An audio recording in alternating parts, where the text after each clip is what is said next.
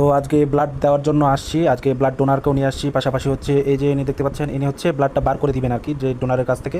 আর ইনি হচ্ছেন রক্ত শূন্যতায় ভুগছেন, তার জন্য এনাকে ব্লাডটা দেওয়া হবে। তো সম্পর্কে মামি লাগে। আর হচ্ছে এই হচ্ছে ল্যাবে রয়েছে অসংখ্য প্রকারের প্রযুক্তি আর কি, মানে আর কি সেকশন করার পর মানে কীভাবে রক্তটাকে চেক আপ করা হবে, ডবল ক্রস চেক আপ, এই যে মেশিন চলছে এদিকে, রোটেট করা হচ্ছে, চাকাগুলো ঘুরছে। এখানে দুইজনের ব্লাড একসাথে স্যাম্পল নেওয়া হয়েছে। স্যাম্পল নেওয়ার পরে যদি দেখা যায় যে রক্তটাতে কোনো প্রকারের কোনো অসুবিধা নেই, তাহলে হচ্ছে এই রক্তটা গ্রহণ করা হবে। কিন্তু এই মাইক্রোস্কোপ দিয়েও দেখানো হবে যে কোনো কিছু সমস্যা আছে কি না আছে।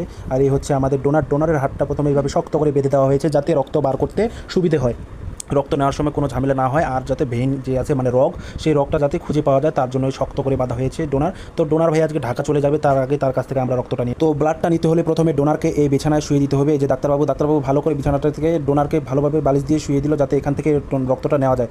তো ডোনার ভালোভাবে শুয়ে থাকবে যতক্ষণ। আর প্রথম রক্ত দিচ্ছে, তো একটু ভয় ভয় কাজ করছে। ডাক্তারবাবু কি বলছে শুনুন আপনারা নিজের মুখে।